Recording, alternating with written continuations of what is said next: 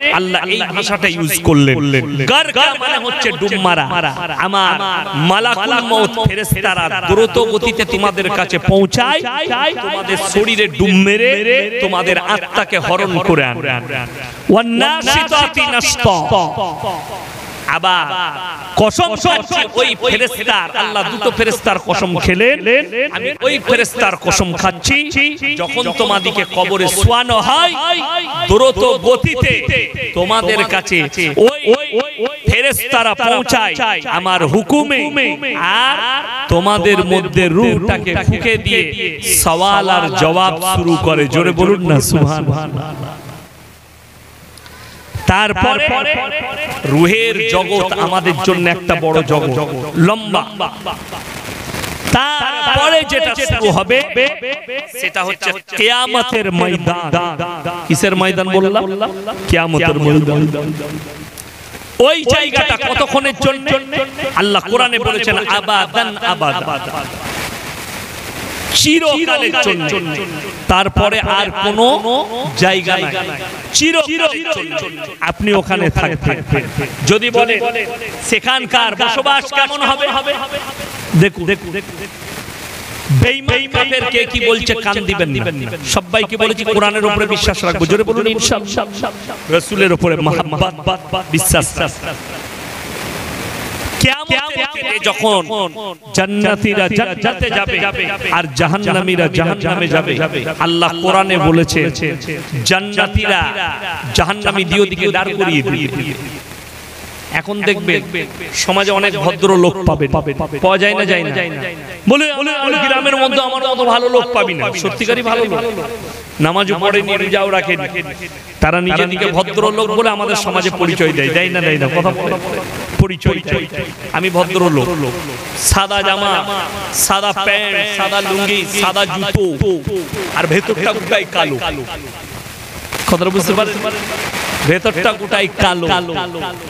আমার আল্লাহ কোরআনে বলেছে শোনো, জান্নাতীরা জাহান্নামীদেরকে প্রশ্ন ছুড়ে দিবে, ফি জান্নাতি ইয়াতাসাআলুন আনিল মুজরিমিনা মা সালাকাকুম ফি সাকার। তোমরা কেন জাহান্নামে গেলে? তোমরা বলতে আমরা ভদ্রলোক, আমরা ভালো লোক। তখন আল্লাহ কোরআনে আবার বলছেন জাহান্নামীরা উত্তর দেবেন ক্বালু লাম নাকু মিনাল মুসাল্লিন। এটা তাদের এক নম্বর উত্তর, আমরা নামাজি মুসল্লিদের মধ্যে ছিলাম না। ওয়ালাম নাকু নুতিমুল মিসকিন, আর আমরা মিসকিনকে খানা খাওয়াইতাম না, তাই আল্লাহ আমাদেরকে জাহান্নামে পাঠিয়েছেন। ওয়া কুননা নাকুদু মাল খায়দিন, আর দাড়ি টুপি নামাজি মুসল্লিদিকে দেখে হাসি ঠাট্টা বিদ্রুপ করত আর তাদের সায়ে সাই দিতাম, তাই আল্লাহ আমাদেরকে জাহান্নামে পাঠিয়েছে।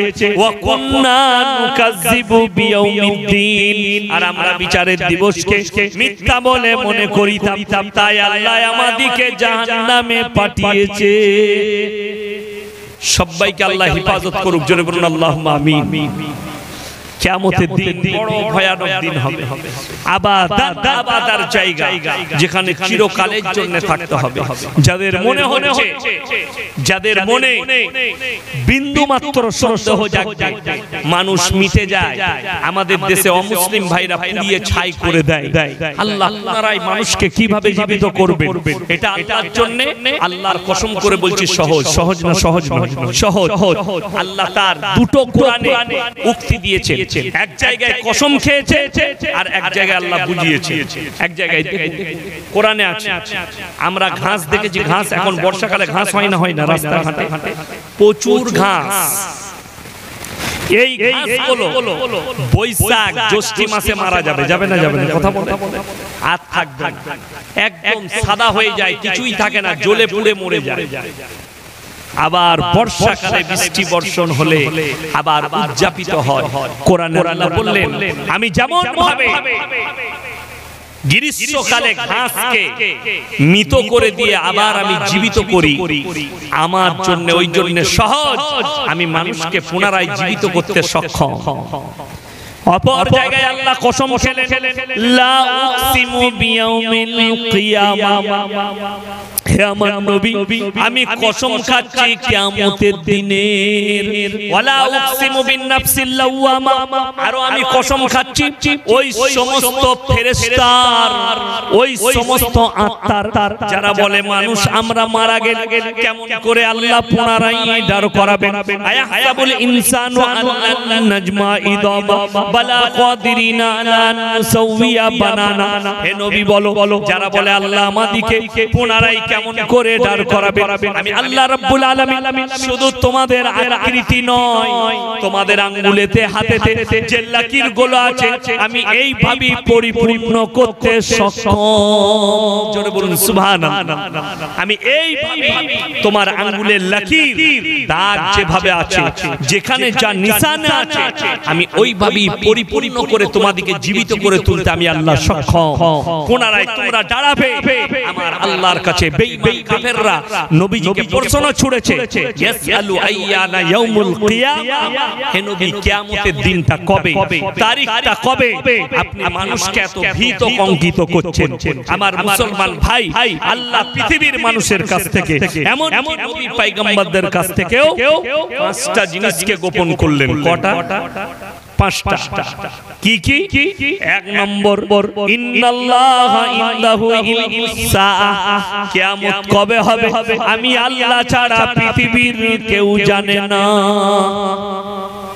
সূরা লুকমানের শেষ আয়াত ইন্নাল্লাহা ইনদাহু ইলমুস সাআহ ওয়া ইউনাজ্জিলুল গায়থা ওয়া ইয়ালামু মা ফিল আরহাম মায়ের গর্ভে বেটা হবে না বিটি বিকলাঙ্গ না কালো পুরা হবে না ভালো হবে আমি আল্লাহ ছাড়া পৃথিবীর কেউ জানে না ওয়া মা তাদরি নাফসুম মাযা তাকসিবু গাদা ওয়া মা তাদরি নাফসুম বিআইয়ি আরদিন তামুত ইন্নাল্লাহা আলিমুন খাবীর আমার বিশ্ব নবী পৃথিবীর মানুষকে বলে দাও কার কোথায় কতটা রুজি মেপেছি আমি আল্লাহ ছাড়া কেউ জানে না কার কোথায় মৃত্যু হবে এটা আমি আল্লাহ ছাড়া পৃথিবীর কেউ জানে না আর কোথায় কত মিলিমিটার বৃষ্টি বর্ষণ হবে এই পাঁচটা জিনিস আমি আল্লাহ ছাড়া কেউ জানে না আমার ভাইরা আমার মায়েরা বোনেরা যখনই নবীজিকে বেঈমান কাফেররা প্রশ্ন করেছে আল্লাহ খালি আলামতগুলো বলে দিয়েছেন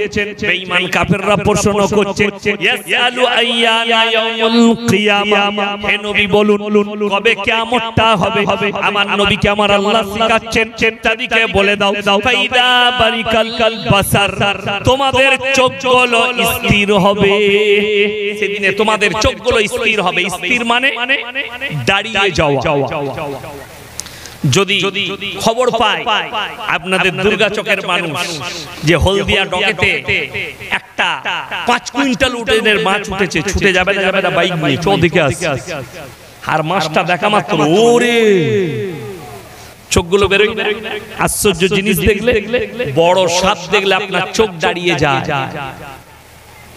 চোখের পাতা মারে না আমার আল্লাহ রাব্বুল আলামিন কোরআনে এই ভাষাটা ইউজ করলেন ইয়াসআলু আইয়ানা ইয়াউমুল কিয়ামা ফাইদা বারিকাল বাসার তোমাদের চোখগুলো সেদিনে স্থির হয়ে যাবে ওয়া খাসাফাল কামার যেদিনে চন্দ্র আলোহীন হবে ওয়া জুমিয়াশ শামসু ওয়াল কামার যেদিনে চন্দ্র এবং সূর্যকে একটা রাস্তায় ঠক্কর খাওয়ানো হবে মুখোমুখি সংঘর্ষ করিয়ে দেব সেদিনে পৃথিবীটা তছনছ হয়ে যাবে ফাইদা বারিকাল বাসার ওয়া খাসাফাল কামার ওয়া জুমিয়াশ শামসু ওয়াল কামার কোরআনে বললেন ইয়াকুলুল ইনসানু ইয়াউমাইদিন আইনাল মাফার মানুষ সেদিনে চিন্তা করবে কোন জায়গায় লুকালে বাঁচবে কোন জায়গায় পালালে বাঁচবে এটা মানুষের চিন্তাধারা হবে কোরআন বলছে শোনো কাল্লা লা ওয়াজার ইলা রাব্বিকা ইয়াউমাইদিনিল মুস্তাকার আমার আল্লাহর কাছে দণ্ডায়মান ছাড়া পৃথিবীর মানুষের আর কোনো উপায় থাকবে না জোরে বলুন সুবহানাল্লাহ অনেক মানুষের কনফিউজ আমি আপনাদের গুদা বাংলায় দূর করে দিয়ে যাচ্ছি অনেকজন আমাকে বলে হুজুর মুসলমানদের এত দল এগুলো কি এক হওয়া যায় না সবাই মৌলবীরা হুজুররা বসে যদি এক হয়ে যায়, আমাদের মধ্যে কনফিউজ দূর হয়ে যাবে, ঝামেলা থাকবে না। আমি বলেছি বাবা, আল্লাহর নবীর হাদিস মিথ্যা হয়ে যাবে, আর হাদিস নবীজির মিথ্যা নয়, সত্য। জোরে বলুন সুবহানাল্লাহ।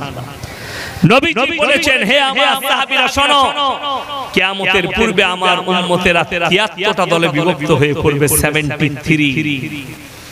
এই 73 দল হবে, আল্লাহ কিয়ামত সংগঠিত করবে। তার আগে আলামতগুলো আসবে আস্তে আস্তে। যদি বলেন দল কি করে হবে, আপনি বাংলাদেশে তাকান, আমাদের ভারতে অত দল নাই। পৃথিবীতে সবথেকে বেশি মুসলিমদের দল আছে বাংলাদেশে। একটা দল বেরিয়েছে হিজবুত তাওহীদ, সে বলছে ছেলে মেয়ে একসাথে নামাজ পড়া যাবে। জোরে বলুন নাউজুবিল্লাহ।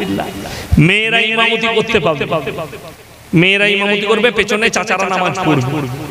আমি বললাম যেমন ইমাম হবে তেমনি চাচাদের নামাজ হবে।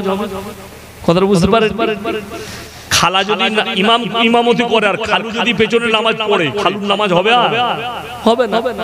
ওই রকমই নামাজ। একটা দল বেরিয়েছে, আর মুরিদ বেশি নাই, হিজবুত তাওহীদ।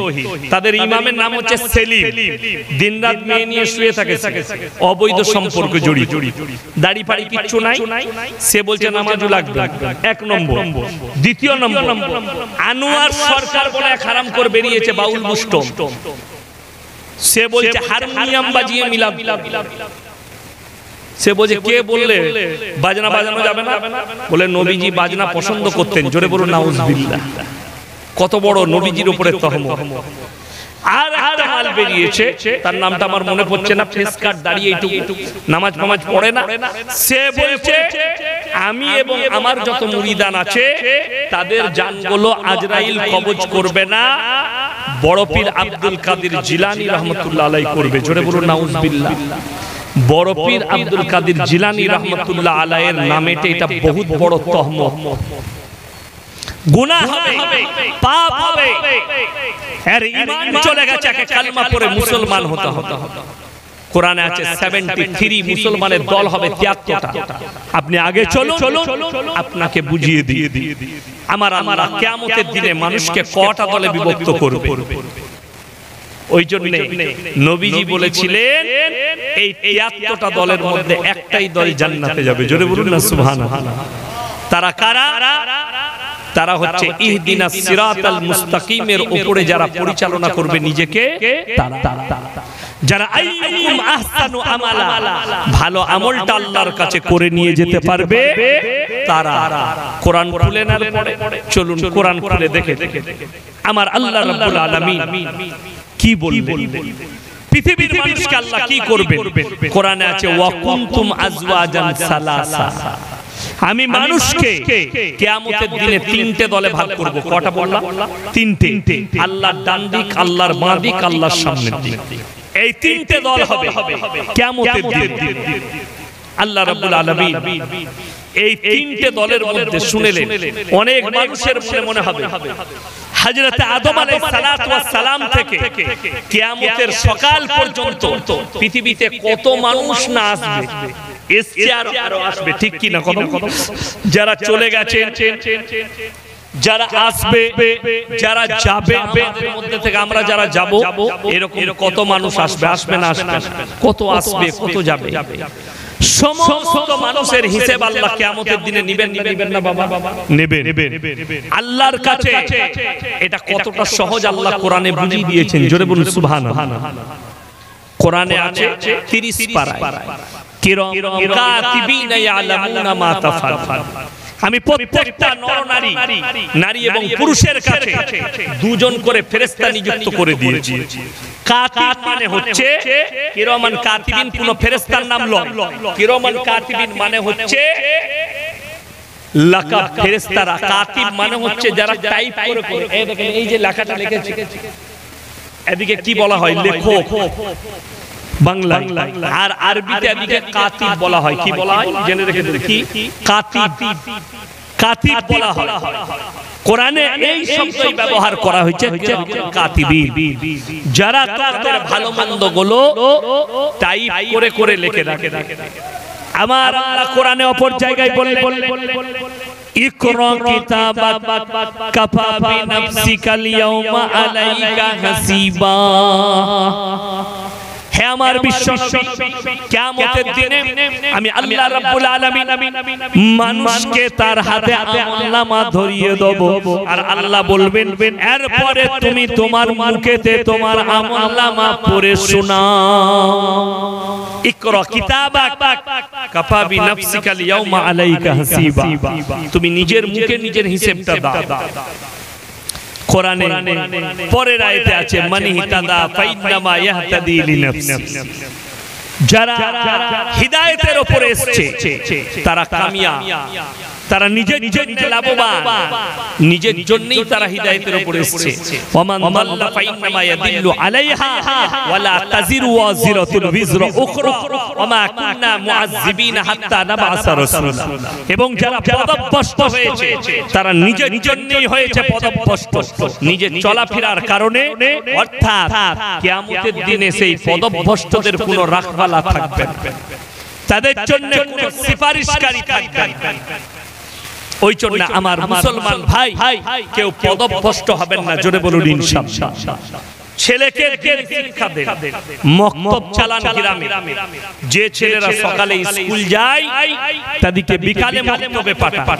যে ছেলেরা আপনার বিকালে স্কুল, আপনার বিকালে স্কুল আছে, যাদের দুপুরের পরে স্কুল আছে 10টার পরে, তাদেরকে ফজরের পরে মসজিদে পাঠান দ্বীনি শিক্ষার জন্য, কোরআন শিক্ষার জন্য, ইলম শিক্ষার জন্য, আপনার দ্বীনের উপরে প্রতিষ্ঠিত হওয়ার জন্য আপনার ছেলেকে তাকিদ দেন। 7 বছর বয়স হলে তাদেরকে নামাজে তাকিদ দিতে থাকুন, নামাজের কথা বলতে থাকুন, যাতে পরকালটা তাদের সুন্দর হয়। সবাই দুজনে বলুন ইনশাআল্লাহ। 7 বছর বয়স থেকে। আজকে আমাদের দুঃখ কি জানেন তো? ছেলে স্কুল না গেলে মা মারে, ঠিক কি না? কথা বলে। ছেলে টিউশন কামাই করলে বাপ মারে, মা মারে। পয়সা দিচ্ছে টিউশনে আর তুমি কামাই করছো। কিন্তু দুঃখের বিষয় কি বলবো, ছেলে জীবনে প্রত্যেক দিন বালেগ হওয়ার পর থেকে নামাজের পর নামাজ কাজা করে যাচ্ছে, মা কোনোদিন বলে না যে বাবা নামাজটা পড়ো। আপনার উচিত যে আপনার সন্তানকে দাওয়াত দেওয়া। শুনেলেন, হিদায়াতের মালিক সকলে বলুন কে? আল্লাহ। কোরআনেও আছে আলিফ লাম রা কিতাবুন আনজালনাহু ইলাইকা লিতুখরিজান নাস মিনাজ যুলুমাতি ইলান নূর। হে নবী, আমি আপনাকে কোরআন দান করলাম, আপনি মানুষকে অন্ধকার জগৎ থেকে আলোর পথটা দেখিয়ে দিন। এটা হচ্ছে কোরআন। নবীজিকে আল্লাহ হিদায়াতের মালিক করেননি, হিদায়াতের মালিক আল্লাহ।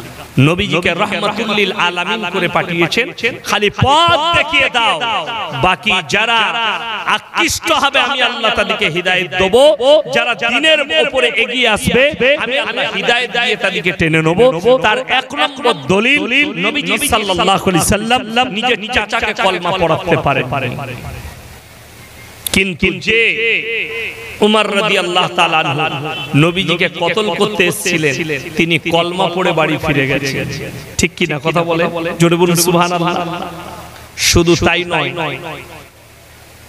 আল্লাহর নবীর চাচা যান হযরতে আমির হামজা রাদিয়াল্লাহু তাআলা আনহু কলিজাটা যে যুদ্ধের ময়দানে চিবিয়ে খেয়েছিল তার নাম হচ্ছে হিন্দা। আল্লাহ তাকে ঈমান দান করেছেন, জোরে বলুন সুবহানাল্লাহ। যে কলিজা চিবিয়ে খেয়েছে সেই রকম মানুষকে আল্লাহ ঈমান দান করেছেন, কিন্তু নবীজির চাচা কলমা পড়ার সুযোগ পায়নি। এটা থেকে বিশ্বাস রাখতে হবে হিদায়াতের মালিক আল্লাহ। আর যারা শুনেলেন, যতক্ষণ পর্যন্ত কোনো জাতি নিজের পরিবর্তন না চায় আল্লাহ ততক্ষণ পর্যন্ত সেই জাতির পরিবর্তন কখনো দিবেন না। ওই জন্য আমি আপনাদেরকে অনুরোধ করব, যারা নামাজ পড়ে না তাদেরকে দাওয়াত দেন। আপনার কাজ দাওয়াত দেওয়া। আপনি মসজিদ থেকে, বাড়ি থেকে বের হয়েছেন, মসজিদে যাবে, রাস্তায় বসে পাড়ার দুটো মুসলিম ছেলে আড্ডা মারছে, তাদেরকে দাওয়াত দেন, ভাই নামাজ পড়িস না কেন, চল না ভাই গোসল করে আয়। আপনি আপনার কাজ করে নিলেন। সে যদি নামাজ না পড়ে আপনি আল্লাহর কাছে বলতে পারবেন, আল্লাহ আমি একা নামাজ পড়িনি, আমি তোমার কোরআনের প্রতি, নবীজির আদর্শের প্রতি আমল করেছি। কেন? প্রত্যেকটা মুসলমানের কাজ হচ্ছে একে অপরকে ভালো কাজের আদেশ দেওয়া, ঠিক কিনা কথা বলে?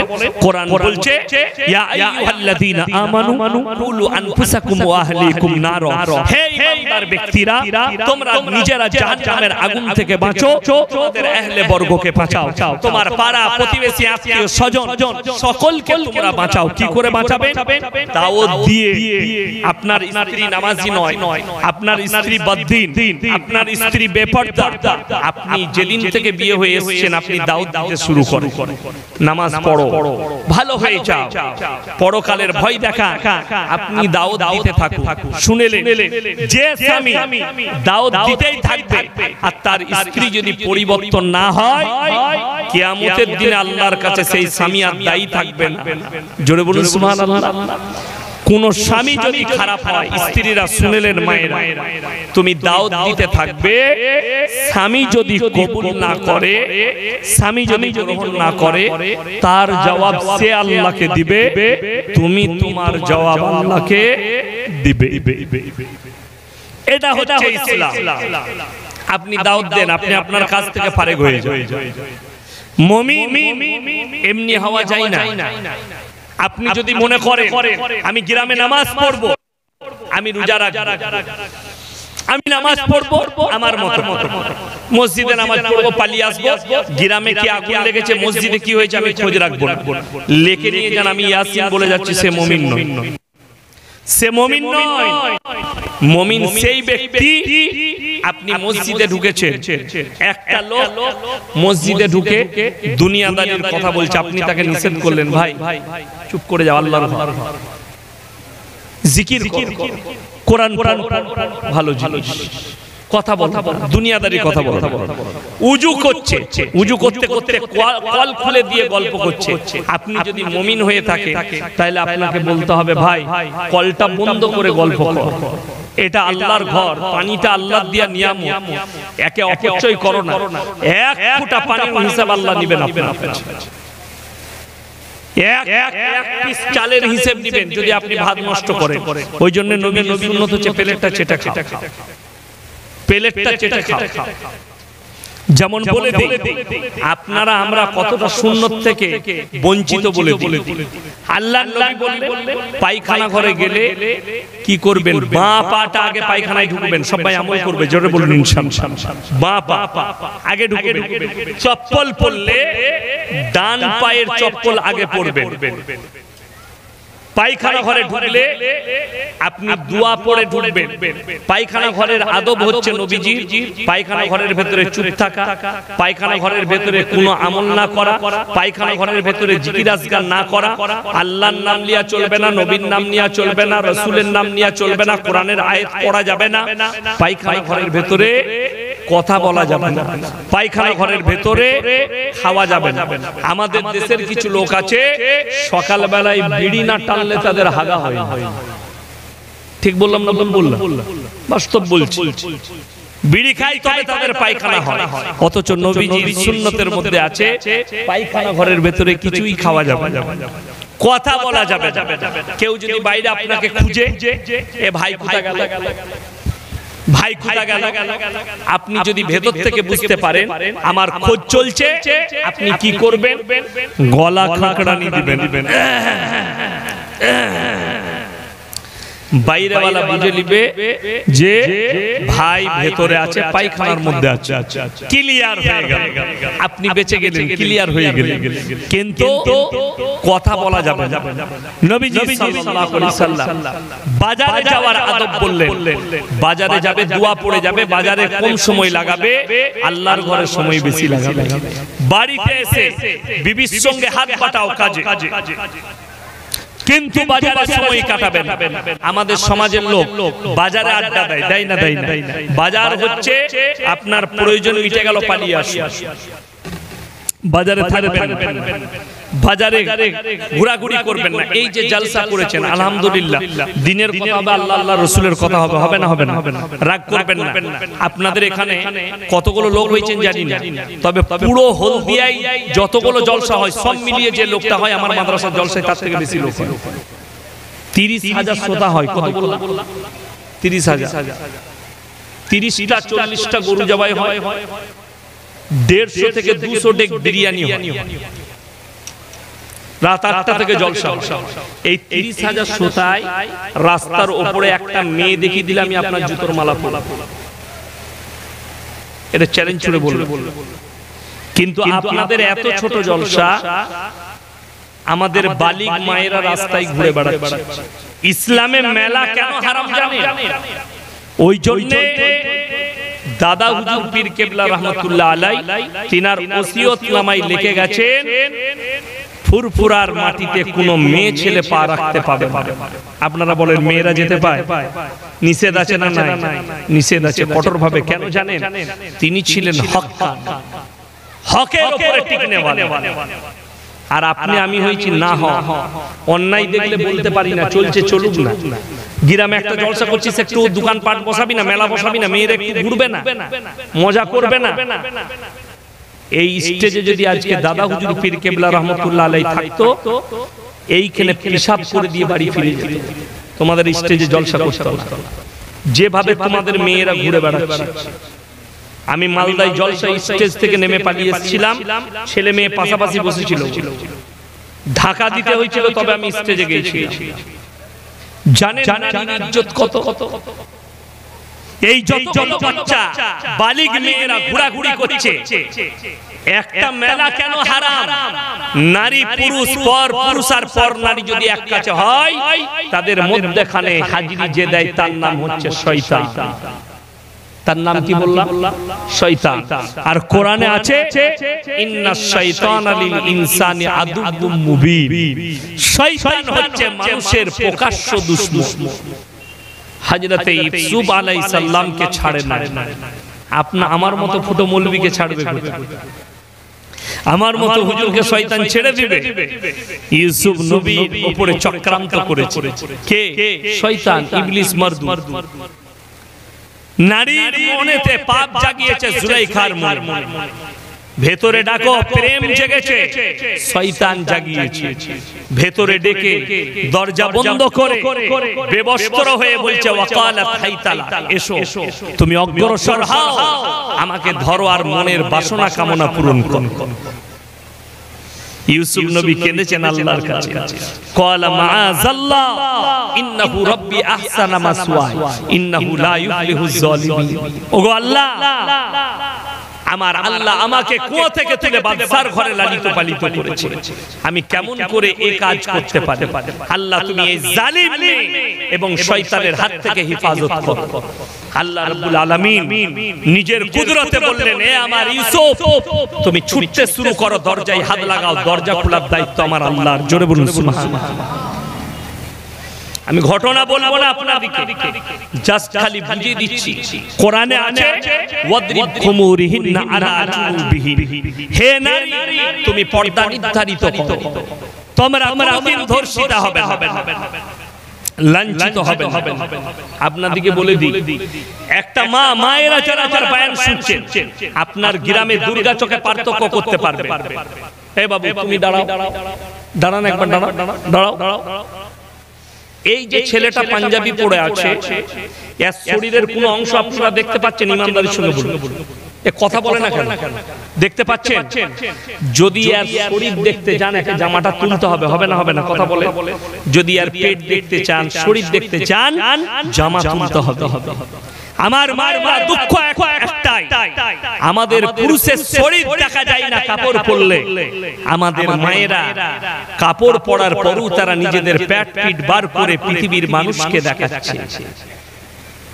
কোরআনে আছে তোমরা ঢেকে নাও মাথা থেকে পায়ের টাকনুর নিচে পর্যন্ত। পুরুষদের আদেশ হচ্ছে টাকনুর উপরে কাপড় পরবে, আর মেয়েদের জন্য আদেশ হচ্ছে টাকনুর নিচে পর্যন্ত ঢাকা থাকবে। একটা পুরুষ জামা পরে তার শরীরের অংশ দেখা যায় না, না খোলা পর্যন্ত। আর একটা মা, সে কাপড় পরবে, সে শাড়ি পরবে, সে আরো কিছু পরবে, তার শরীরের অংশ বার করে বাজারে যাচ্ছে। কাকে ইমপ্রেস করার জন্য? কাকে আকৃষ্ট করার জন্য? ওই সমস্ত নারী যাদের শরীরগুলো খুলে যারা বাজারে ঘাটে পর পুরুষের সামনে ঘুরে, আল্লাহ কিয়ামতের দিনে আগুন দিয়ে ওই জায়গাগুলো ঢাকবে, আগুন দিয়ে ঢাকা হবে। বেঈমান কাফেররা তো ওই জালটাই ফেলিয়েছে। এমন পোশাক দাও এরা যেন বেপরদা হয়ে যায়, এমন আদর্শ দাও এরা যেন কুফরির মধ্যে ডুবে যায়। তা না হলে মুসলমান মেয়ে কখনো ভুরু ফিলাপ করতে পারে না, মুসলমান মেয়ে কখনো শরীরে লোম তুলতে পারে না, মুসলমান মেয়ে কখনো বিউটি পার্লারে গিয়ে আপনার মুখে পালিশ করতে পারে। যদি বলেন হুজুর আমার বিবিকে তো সুন্দর লাগতে হবে, আমি ইয়াসিন কবে মারা যাব জানি না, দুর্গা চোখে আর আমার আশা হবে নাকি সেটাও জানি না, আমি আজকে একটা ক্রিম দিয়ে যাব আপনারা ব্যবহার করবেন।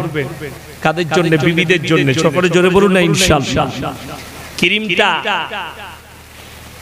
শর্ত হচ্ছে 5 ওয়াক্তের নামাজি হতে হবে। কাদিকে মায়েদিকে যদি আমার ক্রিম ব্যবহার করে 5 ওয়াক্তের নামাজি হতে হবে। 1 নম্বর শুনলে 5 ওয়াক্তের নামাজি শর্ত।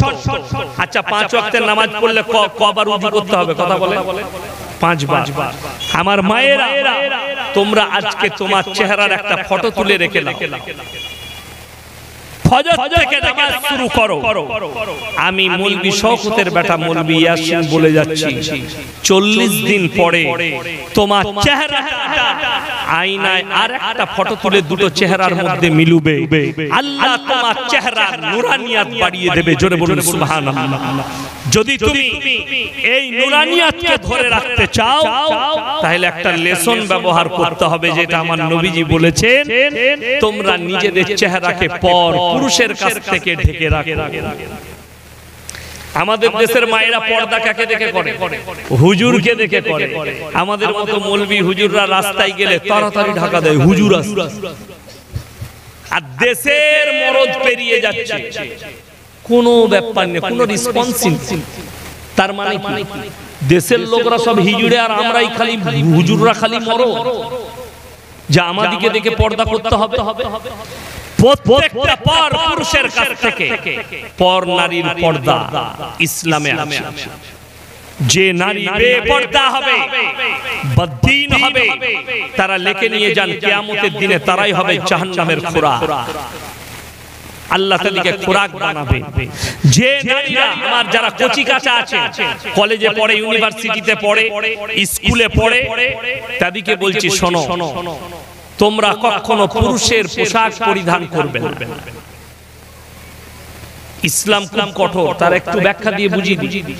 হিজড়ে দেখেছেন তো? হিজড়ে আপনার রাধামণির কাছে টোল আছে না? টোল, ওই টোলেতে দেখবেন রাতের বেলায় হিজড়েরা থাকে, টাকা আদায় করে, ঠিক কিনা কথা বলে? আচ্ছা হিজড়ে যদি মারা যায় তার জানাজা নামাজ কেমন করে হবে? দাফন কথাটা বুঝতে পারেন? বহুত বড় প্রশ্ন। ইয়ার হালটা কি? আপনাকে তার সুরতে হাল দেখতে হবে। যদি কোনো হিজড়ে মেয়ের মতো রূপ ধারণ করে থাকে, তার দাফন কাফন হবে নারীর মতো।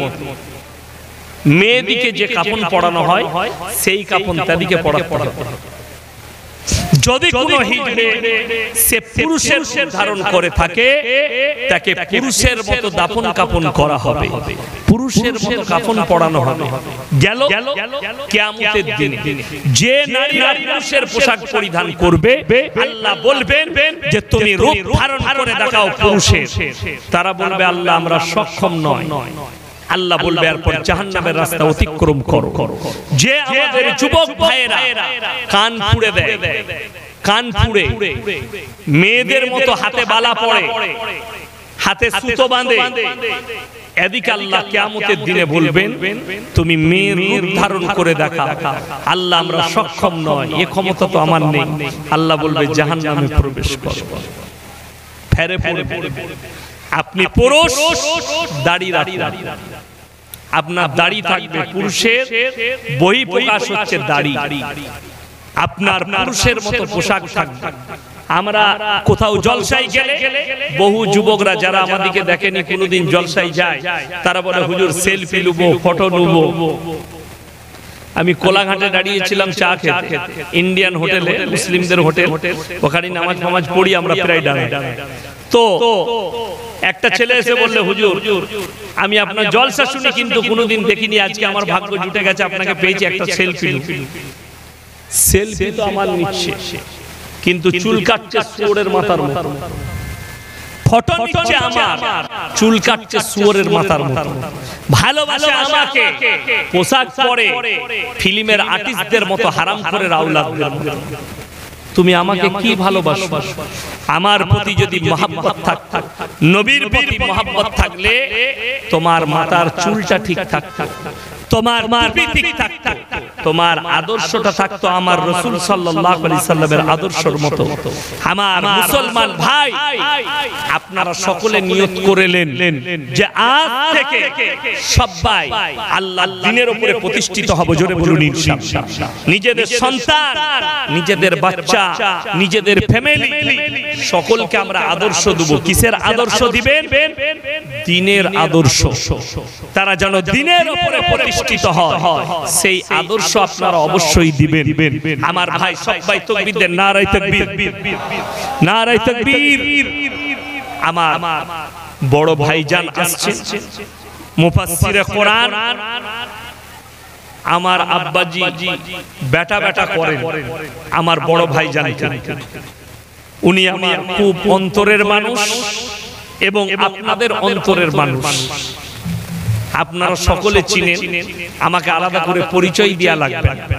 যেভাবে আমার পরিচিতি আপনারা মোবাইল থেকে পেয়েছেন, ইউটিউব ফেসবুক থেকে পেয়েছেন, আমার ভাইজান প্রচুর ফেমাস। আল্লাহ তাআলা আল্লাহর হায়াত দারাজ করুক। জোরে বলুন আমিন। আল্লাহ এরকম আমাদের দায়ীকে, ইসলামের দায়ীকে আল্লাহ 1000 বছরের হায়াত দেয়। কি বুঝলেন? আমার ভাইজান হাসছে, 1000 বছরের হায়াত। এইরকম উলামায়ে দ্বীন যারা দ্বীনের